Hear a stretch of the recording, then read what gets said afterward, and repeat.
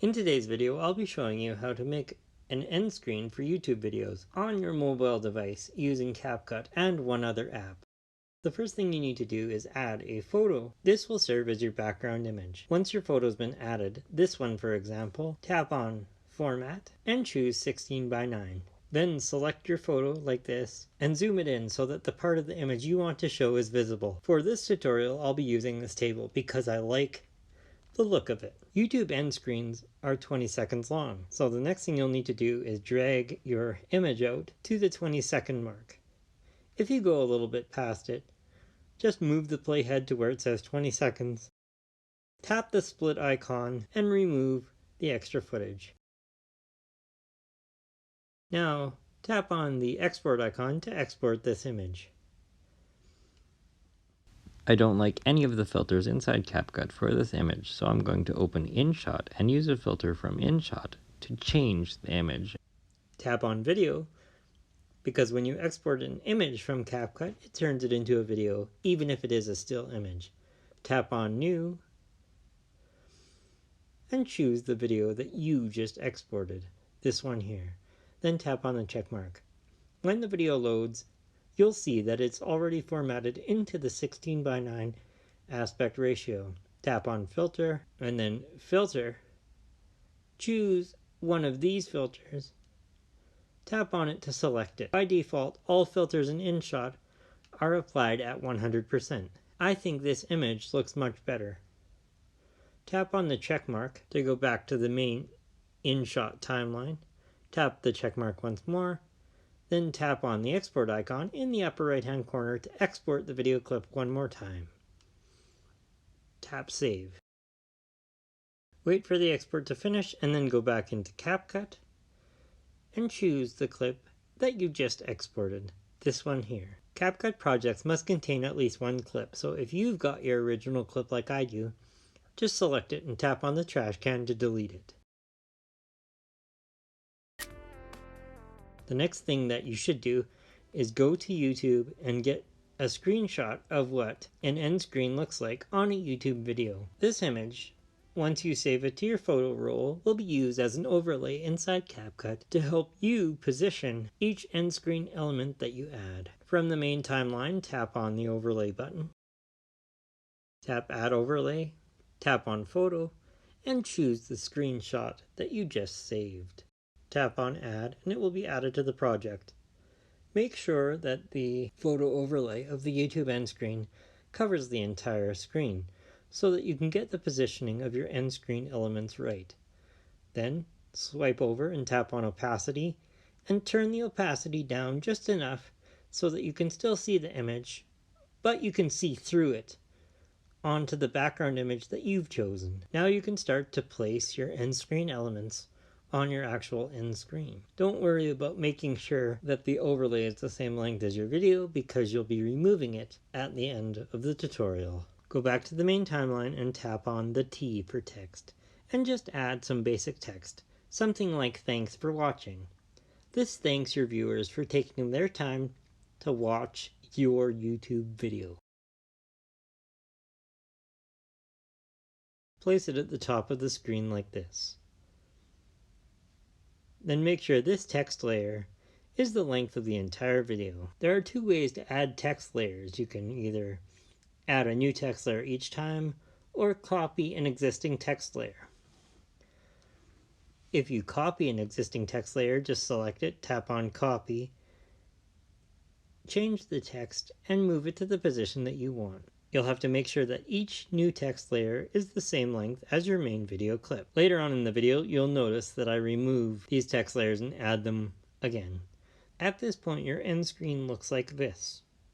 The next thing you'll do is go back to the main timeline and tap on Sticker and choose a sticker, something that you want to use to draw attention to the videos that YouTube will recommend. If you use stickers that are animated from CapCut, you can't really change the color, so make sure to choose the right one.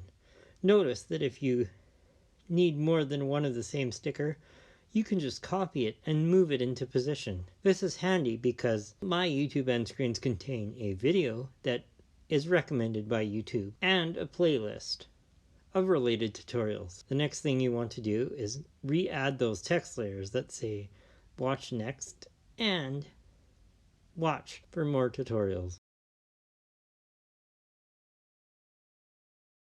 You may have also noticed that white is a little hard to read on the background I've chosen, so you may need to change the text color so that it's easier to see. Remember that these arrows I've chosen are animated, so you may need to change the position of the text to make sure that it stays inside the arrow the whole time the animation plays. You'll also need to make sure that the text and the arrows are visible for the entire 20-second clip. Notice the arrows are shaking back and forth as the clip plays, but the text is kind of outside of the arrow, especially on the bottom one that says watch for more tutorials. You'll notice that the other two text layers are down below the stickers.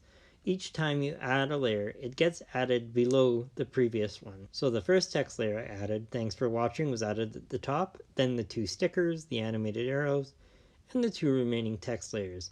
So the last text layer is on the very bottom. Text layers are orange inside CapCut and stickers are yellow. To make changes to your text or your stickers, you need to select the layers from the timeline. If you move your text layers around, you'll notice that you have to make adjustments to both the end and the beginning of the layer. Watch as I play the clip this time. The text is on screen with the arrows, and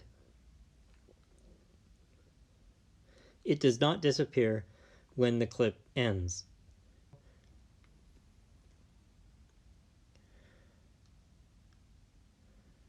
I'm going to change the bottom text to watch for tutorials, because watch for more tutorials does not fit on top of the arrow. Just tap on the edit button and make your changes using the on-screen keyboard.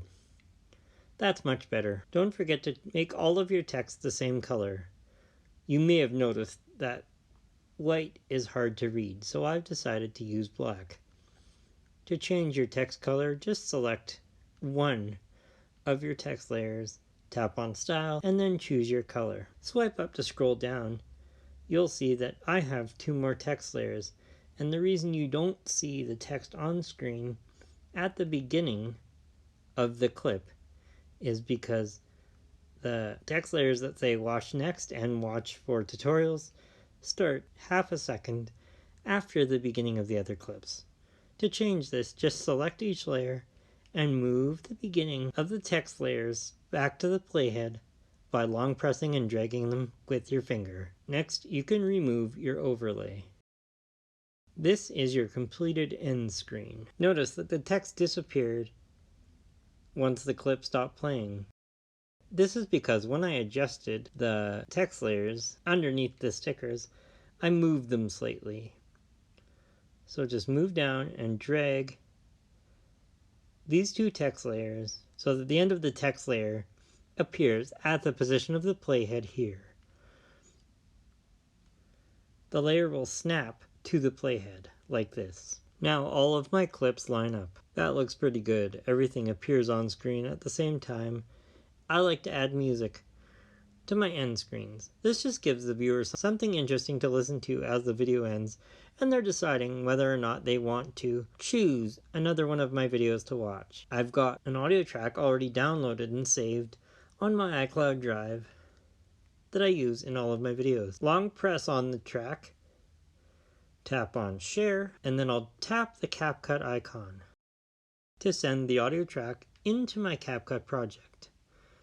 Make sure you leave CapCut open when you go to download something from your iCloud drive. Tap on Import Audio to CapCut, and the audio track will be brought in at the location of the playhead. If you want your audio track to start at the beginning of your clip, and you don't want to long press on the audio track and drag it into position like this, make sure your playhead is at the beginning of your clip before you close CapCut.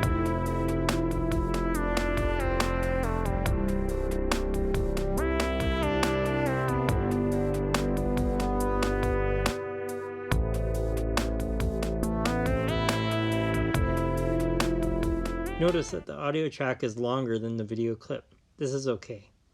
You can actually edit the audio track. Select the audio by tapping on it and then tap Split.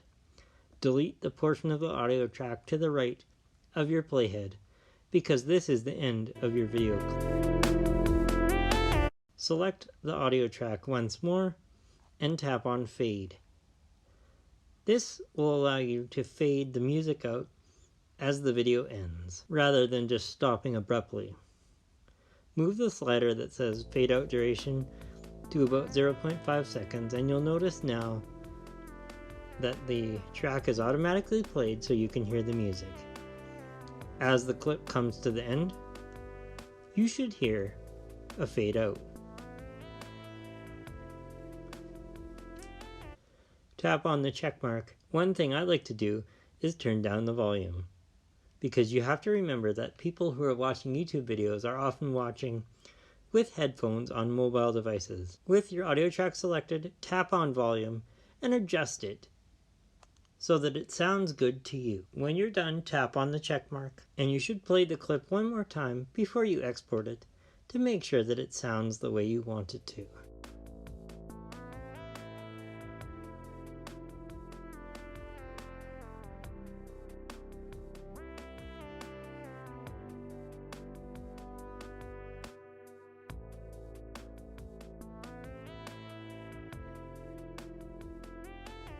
That sounds great. Tap the export icon in the upper right hand corner to render out your clip. You'll find the rendered clip inside your camera roll. It should be the last thing you recorded. Next, you need to add this clip onto the end of a completed video that will be uploaded to YouTube. This one, for example.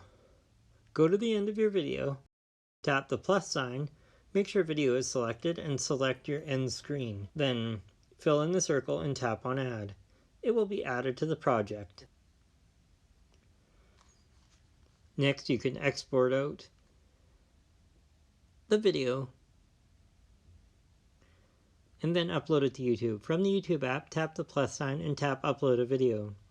Select your video. It's usually the one in the upper left-hand corner, and then tap on Next.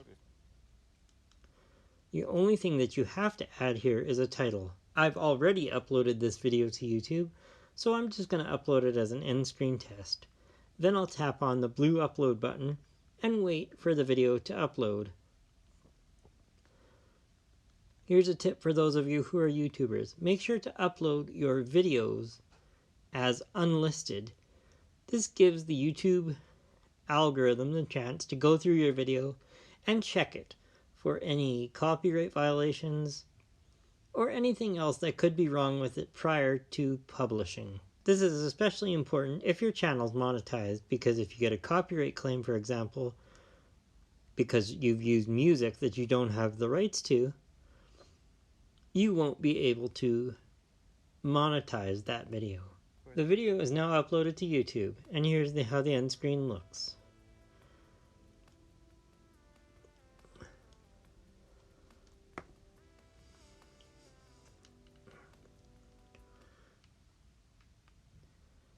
To add the end screen elements, the video and playlist that you want to have the arrows pointing to, just access the YouTube Studio at the URL shown on screen using Safari and make sure your Safari is in desktop mode. Then tap on Continue to Studio, go to the video page, select the video that you want to add your end cards to, tap on End Screen, and you'll get this panel.